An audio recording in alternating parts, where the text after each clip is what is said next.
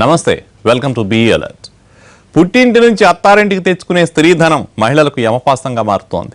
కట్న పిశాచి రాక్షసత్వానికి మరో అబల బలైపోయింది. పెళ్ళై ఏడాదైనా గడవక ముందే భర్త వేధింపులు తట్టుకోలేక ప్రాణాలు విడిచిందా ఇల్లాలు.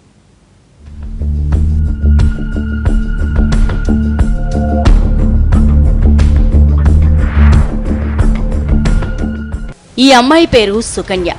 గుంటూరు జిల్లాకు చెందిన శ్రీనివాసరావు గారాల కూతురు. చిన్నప్పటి నుంచి తల్లిదండ్రులకు సుకన్య అంటే చాలా ప్రేమ. సుకన్య ఉన్నత చదువు కోసం హైదరాబాద్కు రావాల్సి వచ్చింది. కుక్కడపల్లిలోని నిజాంపేటలో తమ సొంత ఫ్లాట్కు షిఫ్ట్ అయ్యారు.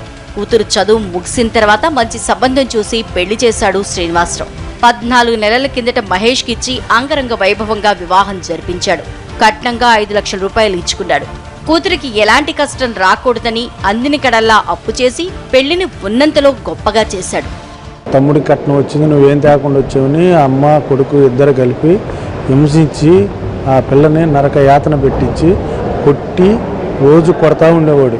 చెప్తే మీ అమ్మ నాన్న చెప్తే ఇంకెళ్ళిపోతావు, మళ్ళీ ఇంటికి వచ్చేదానికి కాదు అని చెప్పి నరక యాతన పెట్టి ఆ హింసకు తట్టుకోలేక ఈ రకంగా చేసింది. మహేష్ సుకన్య గుంటూరులో కాపురం పెట్టారు. మహేష్ గుంటూరులో ప్రైవేట్ జాబ్ చేసేవాడు. ఇతనికి ఇంతకు ముందే పెళ్లయింది. వ్యక్తిగత కారణాలతో భార్య నుంచి విడాకులు తీసుకున్నాడు. సుకన్యకు ఆమె విషయాలన్నీ తెలుసు. కుర్రాడు మంచివాడని నమ్మి పిల్లనిచ్చి పెళ్లి చేశారు. కానీ 4 నెలలు గడవక ముందే కలతలు మొదలయ్యాయి. మహేష్ నిజస్వరూపం మెల్లగా తెలిసిపోయింది. క్రమంగా తన శాడిజాన్ని బయట పెట్టుకున్నాడు. భార్యను వేధించటమే పనిగా పెట్టుకున్నాడు ఈ రాక్షసుడు.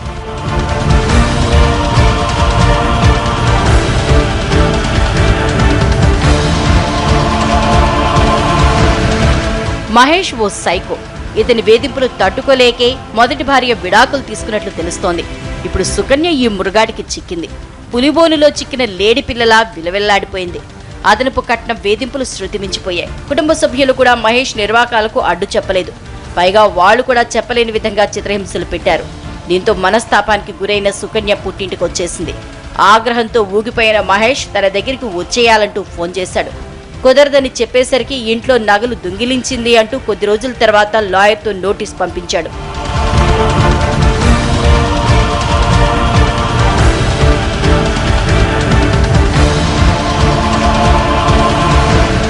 ఓవైపు ఆస్తులమ్మి పెళ్లి చేసిన అమ్మానాన్నల్ని చూసి తన జీవితం ఇలా ఎందుకయిందోనని సుకన్య కన్నీరు పెట్టుకుంది. సైకోలా ప్రవర్తించే భర్తతో వేగలేనని నిర్ధారించుకుంది. ఇన్ని ఒత్తిడిని తట్టుకోలేక పుట్టింట్లోనే ఉరుపోసుకుని ఉసురు తీసుకుంది. ఎన్నో ఆశలతో కొత్త జీవితంలోకి అడుగు పెడితే నరకం కనిపించింది సుకన్యకు.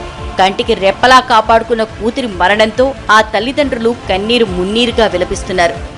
మామూలుగా రోజు ఎట్లా ఉంటుందో అట్లాగే ఉంటుంది. నోటీస్ వచ్చిన కాడి నుంచి కడుపులో పడింది. వెళ్తే ఏం చేస్తాడో సైకోలాగా. ఆ మనోయాతితోనే ఇవాళ ఈ సూసైడ్ చేసుకున్న సందర్భం.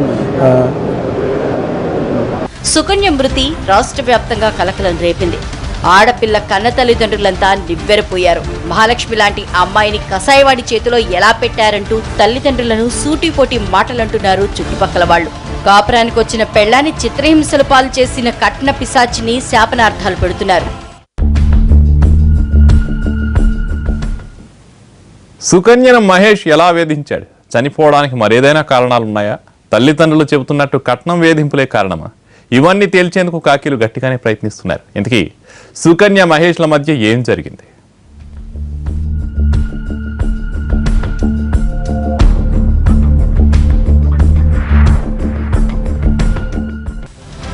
మహేష్ సుకన్యను పెట్టే వేధింపులు డిఫరెంట్ గా ఉండేవి. భార్యను కాల్చుకు తినడంలో ఇతనికి డాక్టరేట్ ఇవ్వచ్చు. ఫ్రెండ్స్ ను ఇంటికి తీసుకొచ్చి వాళ్ల ముందే భార్యను తిట్టేవాడు. పైకి అమాయకంగా కనిపిస్తాడు, కానీ ప్రవర్తనలో మాత్రం సైకో. గుండెలు కోసేలా మాటలు విసురుతాడు. పార్టీకి తీసుకెళ్లినా అక్కడ తిట్లు, అవమానాలే. ఇతని ప్రవర్తన తేడాగా ఉందని మొదట్లో గమనించిన సుకన్య భర్తకు నచ్చ చెప్పాలనుకుంది. అతను మారతాడని ఎదురు చూసింది. కానీ మహేష్ మారే రకం కాదు.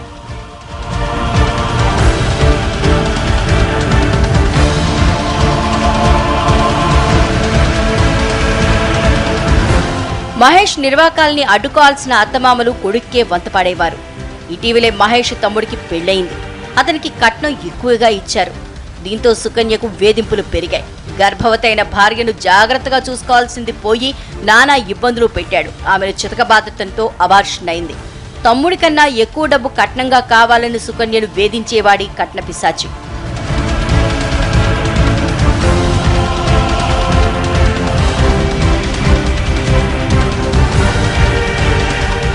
మొగుడు వేధింపులు తట్టుకోలేక 4 నెలల కిందట పుట్టింటికొచ్చేసింది సుకన్య. అదనపు కట్నం కోసం భర్త పెడుతున్న చిత్రహింసల్ని తల్లిదండ్రులకు చెప్పింది.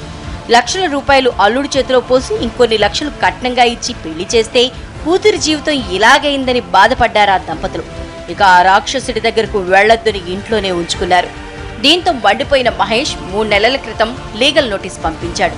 గతి లేదు అని చెప్పి పంపించి డబ్బులు తీసుకొని వస్తేనే నోటీస్ పంపించాడు.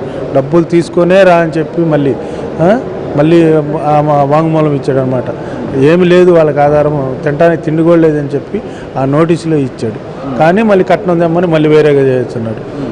ఆ రకంగా బిహేవ్ చేస్తున్నాడు. కానీ నా బిడ్డకు జరిగినట్టుగా ఎవరు జరగకుండా చూడాలని ఈ ప్రభుత్వాన్ని మన వారా కోరుకుంటారు. ఈ నోటీస్ వచ్చినప్పటి నుంచి సుకన్యలో మానసిక వేదన ఎక్కువైంది. ప్రతినిత్యం మహేష్ గురించే అమ్మా నాన్నలతో చెప్పేది.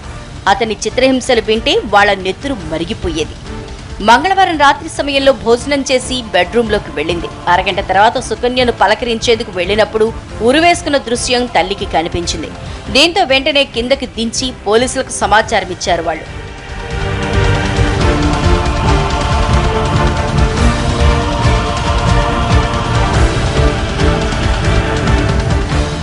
సుకన్యను వేధించలేదని, ఆమె మరణంతో తనకెలాంటి సంబంధం లేదంటున్నాడు మహేష్.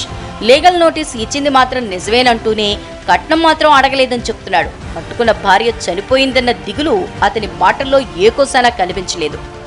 ఫస్ట్ పెళ్ళింది వాడికి, అమ్మాయి 6 నెలలు ఉండి వెళ్ళిపోయింది. వాడి వేదమని తెలుసుకుని వెళ్ళిపోయింది అమ్మాయి. ఇది 2వ పిల్ల, చిన్నపిల్ల, దీనికి ఏం తెలియదు, చిన్నపిల్ల, చాలా చిన్నపిల్ల.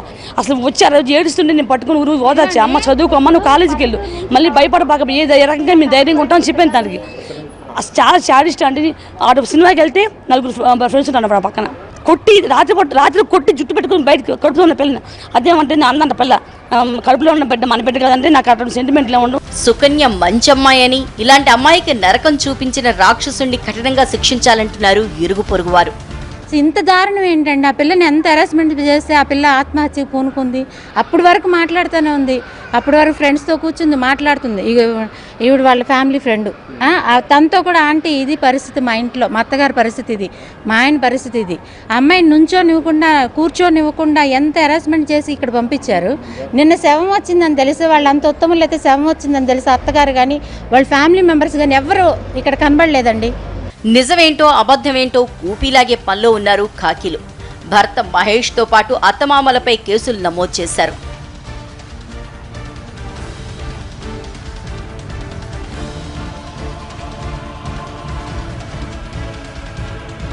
పెళ్లి చేశామని బరువు తీరిందని నిట్టూర్చటం కాదు, అల్లుడు ఎలాంటివాడో ఎలా చూసుకుంటున్నాడో ఓ కన్నేసి ఉంచాలి.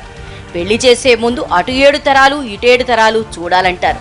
అంతగా కాకున్నా అల్లుడి మనస్తత్వం, అలవాట్లు తెలుసుకుంటే చాలు. గుడ్డిగా అమ్మాయిని రాక్షసుల చేతిలో పెడితే సుకన్య తల్లిదండ్రుల్లా బాధపడాల్సి ఉంటుంది. భార్యను వేధించే మగాళ్లను అస్సలు మనిషి కింద లెక్క కట్టాల్సిన పనే లేదు. సమాజం వీళ్ళని వెలేయాలి.